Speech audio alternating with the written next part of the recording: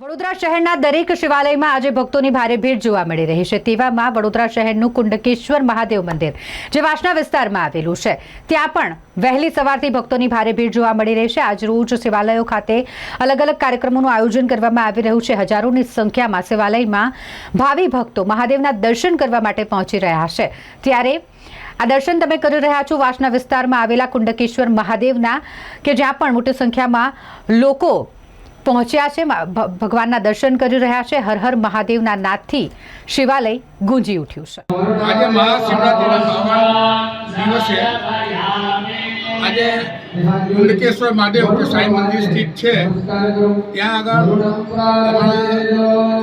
એક હરિભક્ત ભરતગીર બાવા જે યુએસથી આવેલા છે અને એમના યજમાન પદે આજે લઘુરુદ્ર હોમાત્મક યજ્ઞ રાખવામાં આવે છે અને એ યજ્ઞમાં આશરે 108 ભાવિ ભક્તો પૂજામાં બેઠા છે, નામ લે છે અને અહીંયા આગળ બહુ સુંદર વ્યવસ્થા મંદિર તરફથી કરવામાં આવેલી છે અને આજે આ મહાશિવરાત્રિના પાવન પર્વે સૌ શિવ ભક્તો આ સવારથી ઘણી મોટી સંખ્યામાં અહીંયા મંદિરે એનું દર્શન કરવાનો લાભ લે છે।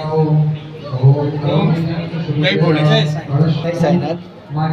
આજે મહાશિવરાત્રિના પર્વ નિમિત્તે હોમાત્મક લઘુરુદ્રનું સુંદર આયોજન સર્વ ભક્તોને સાથે મળી અને થયું છે।